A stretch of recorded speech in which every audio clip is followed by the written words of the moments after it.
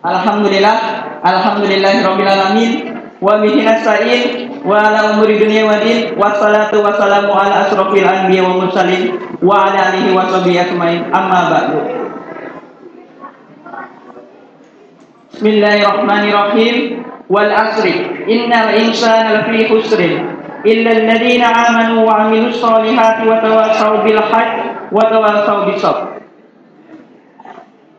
Demi masa, sesungguhnya manusia itu dalam kerugian, kecuali orang-orang yang beriman dan saling menasihati dalam kebaikan dan kebajikan.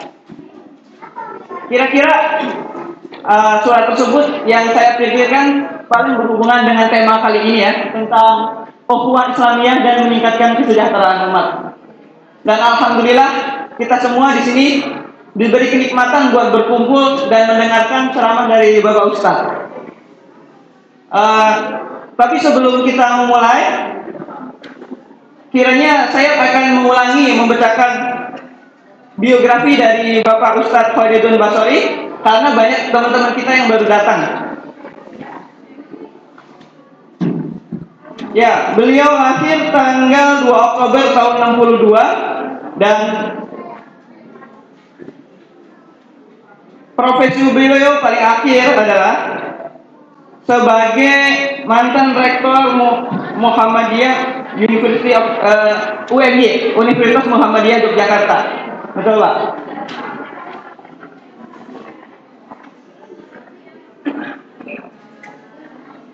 Wah, panjang banget. Ya udah. Saya ingin pesan kepada ibu-ibu yang di belakang ya, buat biar acaranya berlangsung kondusif. Ntar tolong kalau yang ngobrol diperkecil suaranya, dan yang punya anak-anak tolong dijaga. Buat bapak-bapaknya sekali lagi saya sarankan buat saling mendekat ke depan.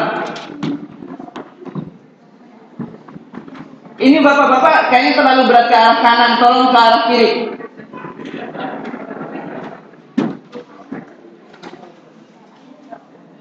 Dan seperti biasa sebelum kita mulai materinya, ada adik kita yang bakal tilawah.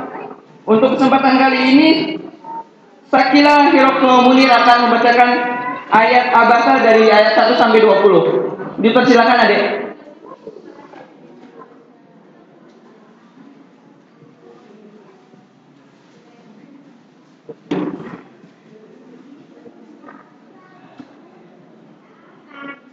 A'udzu billahi minasy syaithanir rajim. Bismillahirrahmanirrahim. Abasa wa tawalla an ja'ahul a'ma wa ma yudrika la'allahu yazzakka aw yazzakkaru fatanfa'ahu dzikra amma man istaghna fa'anta lahu tasadda ma alaika alla yazzakka wa amma man ja'aka yas'a wa huwa yakhsha fa'anta anhu talahha kalla innaha tadhkirah faman sya'a dzakarah fi suhufin mukarramah marfu'atin mutahharah bi aidi safarah kiramin bararah kutilal insanu ma akfarah min ayyi syai'in khalaqah min nutfatin khalaqahu faqaddarah tsumma as-sabila yassarah. Shadaqallahul adzim.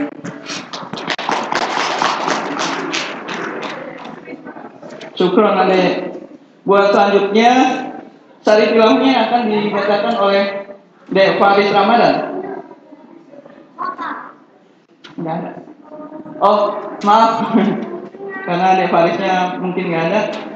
Oke, untuk mempersingkat waktu, ada baiknya saya langsung persilahkan Bapak.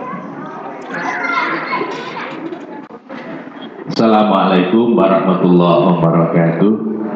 Bismillahirrahmanirrahim. Alhamdulillahirabbil alamin. Wassalatu wassalamu ala asyrofil anbiya'i wal mursalin Muhammadin wa ala alihi wa ashabihi ajma'in. Bapak Ibu dan teman-teman yang saya hormati, waktu saya di forward undangan oleh Mas Jamal, saya baca temanya panjang sekali, mengenal dan menggali potensi muslim, menebar manfaat dan meningkatkan kesejahteraan umat di era modern dan global saat ini dan mendatang.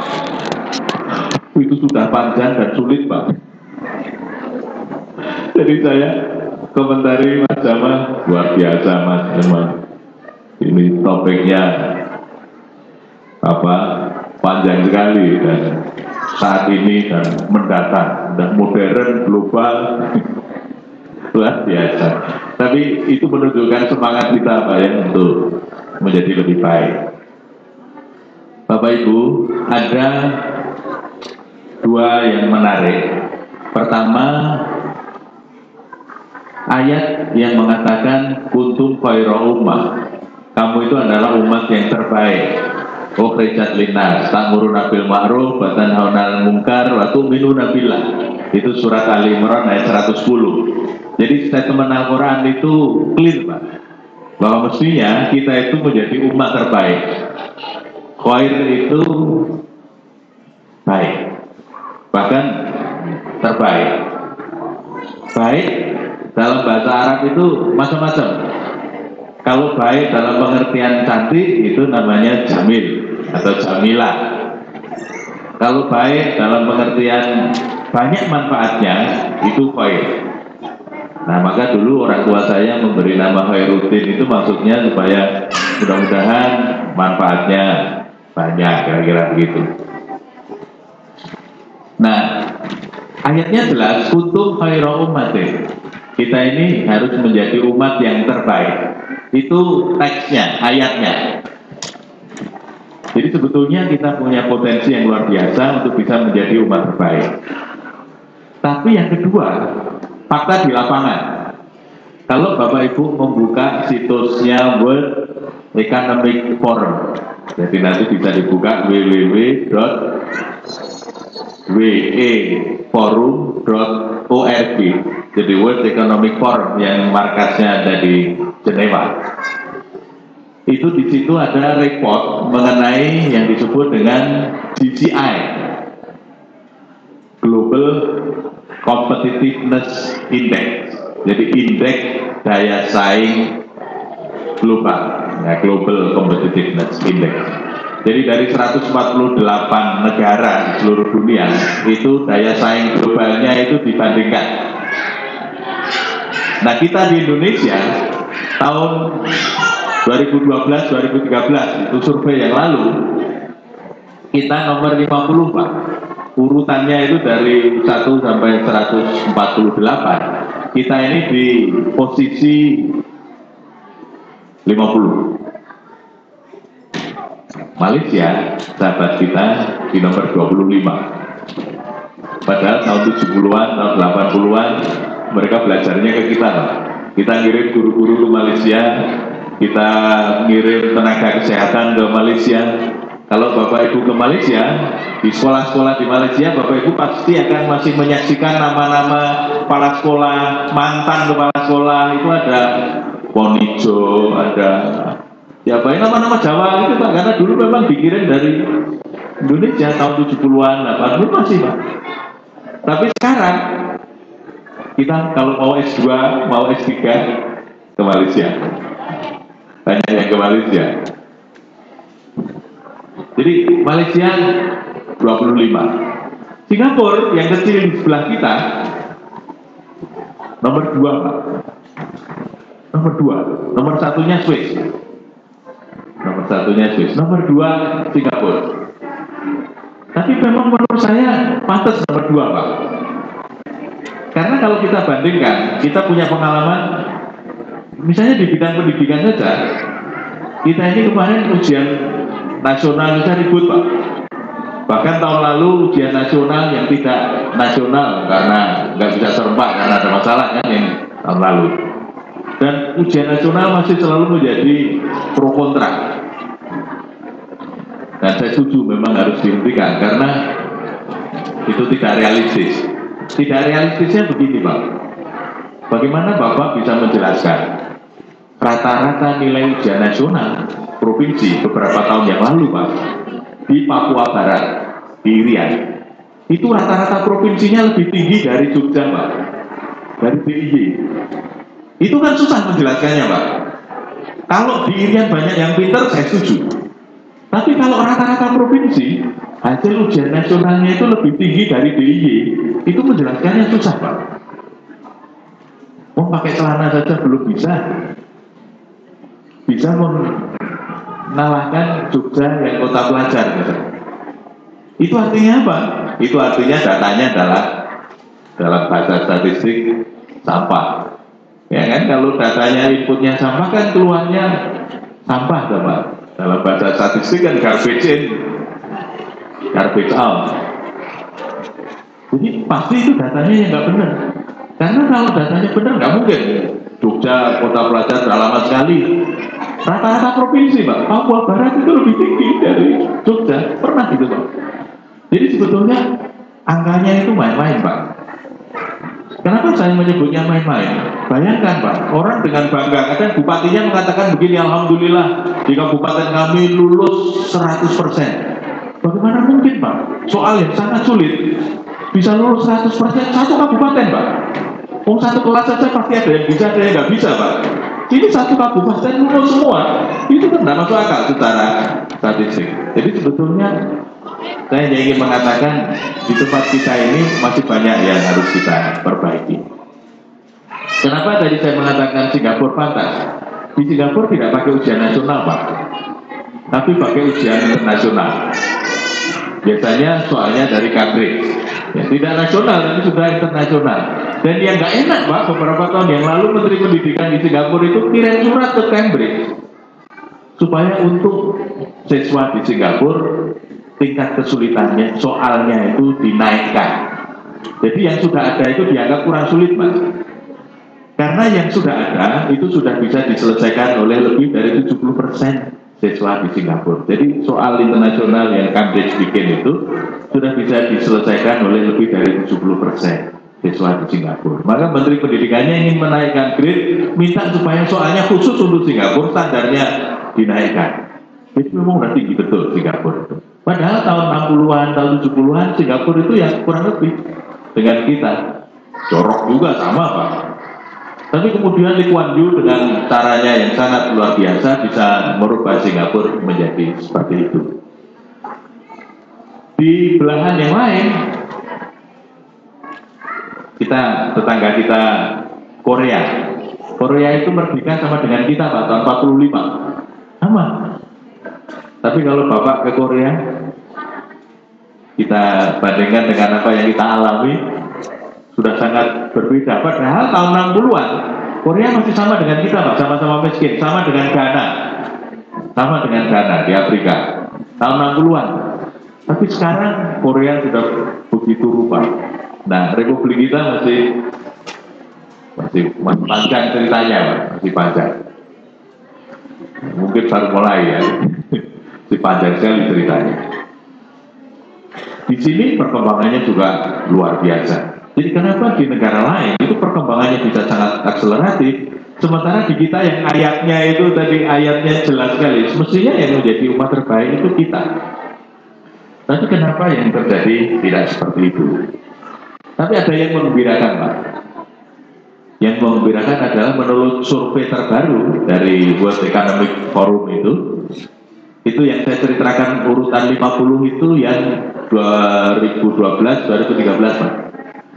Tapi yang 2013-2014 saya menduga sebelumnya itu pasti turun. Karena ini kan tahun politik, orang biasanya nggak terlalu serius ngurus negara karena lebih serius ngurus partai atau ngurus pemilu. Biasanya karena tahun politik kan begitu.